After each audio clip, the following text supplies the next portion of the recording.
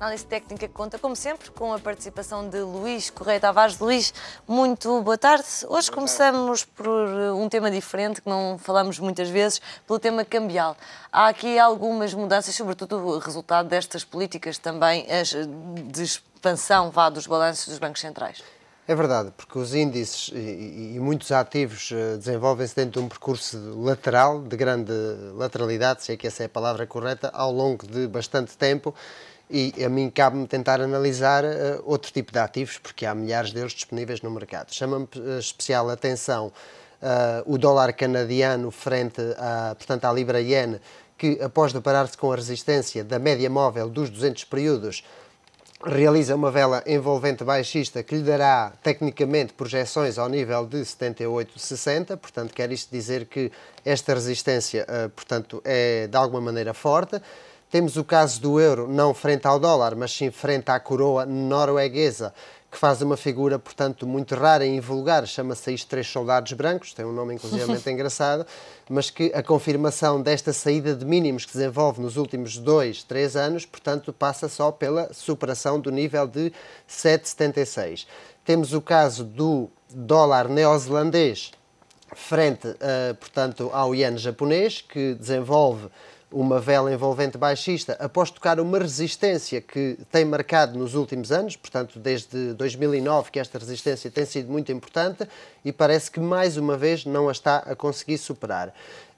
E por último, o dólar em si, portanto olhando para o índice do dólar, dá-nos sinais de possíveis correções para este índice, o que implica, portanto, possivelmente subidas para o euro frente ao dólar. Isto no que respeita aos pares de divisas são aqueles que mais me despertam a atenção. É importante destacar que todos os níveis que aqui estão mencionados, isto está a ser visto em gráficos de velas semanais, quer isto dizer que cada bonequinho destes que aqui está representa uma semana de percurso e sempre que um investidor se propõe a olhar para um tipo de gráficos destes, deverá ter como projeção temporal uma semana. É por isso que o investimento no mercado cambial é tão mais arriscado, aliás, do que nas ações. É o mercado mais complexo, inclusivamente. E chamar a atenção disto quando nos propomos a gráficos diários, pois estamos sujeitos a mudar de opinião de dia para dia.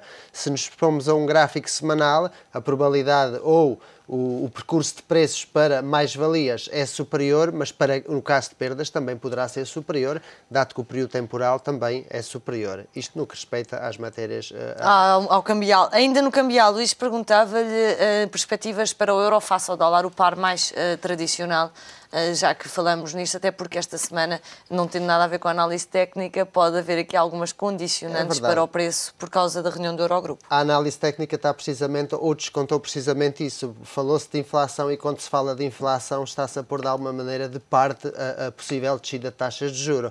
O que é que isto deu origem? Pois a valorização do euro frente ao dólar. Ele neste momento encontra-se perto de uma resistência muito importante, que é o nível de 1,3325. Esta resistência de superar com a confirmação do dia de hoje e da amanhã, pois terá próximos objetivos no nível de 1,35. E só a superação do nível 1,35 o levará ao nível de 1,3850. A nível de suporte é o nível de 1,2985, 1,30, 1,2985 com os devidos filtros já. Nível este que perdido, que para já não o vejo esse cenário provável, para esta semana não vejo de facto, mas de perder, claro, terá o próximo apoio já no nível de 1,2620. Luís, e olhando agora sim para o outro mercado, matérias-primas também tem estado na ordem do dia com todas as tensões no Irão, também revisões em baixa do crescimento chinês, com impacto muito direto naquilo que será o comportamento dos preços das matérias-primas. Vale a pena perceber aqui as tendências, quer para o Brent, quer para o mercado de referência para os Estados Unidos, o NYMEX. Exato, e olhando para o Brent também em velas semanais, também é muito importante destacar que os mesmos estão a mostrar algum cansaço. Ele depara-se aqui no nível de 1,27 aproximadamente, ou quando se depara com este nível não o consegue superar.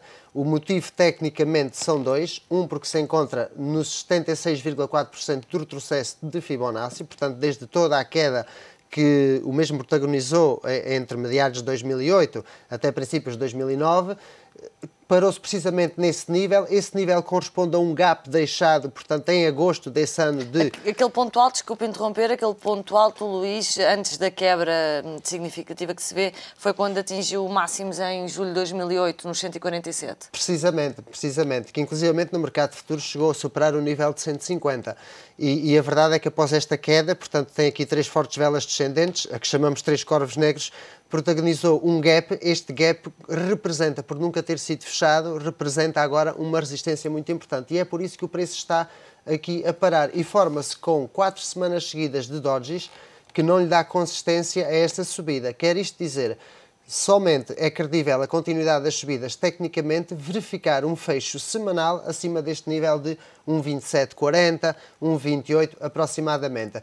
O mais provável, pelas velas que realiza, é vir primeiro procurar apoio no nível de 120, antes de continuar a subir. Luís, e vamos olhar para a nossa praça, para o PSI 20. Há pouco estava a negociar em terreno positivo.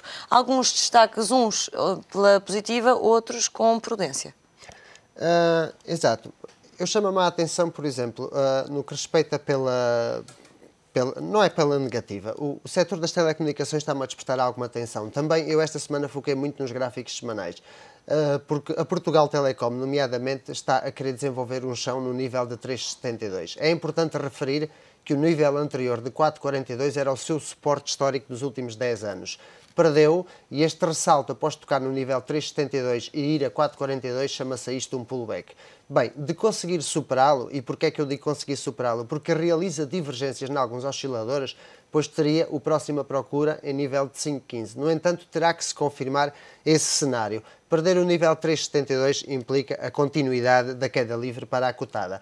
No entanto, a zona multimédia desenvolve uma figura que, com a confirmação do nível da superação do nível de 2,77, pois ele varia à média dos 200 períodos, que está em 3,70, 3,50 aproximadamente, e retiraria a mesma desta tendência baixista de longo prazo. Chama-me a atenção também a Jerónimo Martins, pelo simples facto, referir isto que eu considero importante. Estamos numa resistência que foi marcada no ano de 2011, máximos de 2011, e os investidores perguntam-se por vezes, esta resistência vai superá-la? Como é que eu sei que a supera e que é hora de entrar? Para quem já estaria colocado na mesma anteriormente, seria tão simples como colocar stops e ir subindo os stops à medida que a cotada sobe. Neste caso, para nós, a superação da mesma tem que se confirmar, repito uma vez mais, com 2 fechos diários consecutivos, um fecho semanal, ou no caso de ser numa mesma sessão, no decorrer da mesma, superar em 3% este nível. Superar em 3% este nível está a dar um filtro mais que suficiente de que a mesma terá intenções de continuar a subir. Luís, muito obrigado. Ao comentário de Luís Correia Tavares, a análise técnica no fecho de contas sempre às segundas-feiras.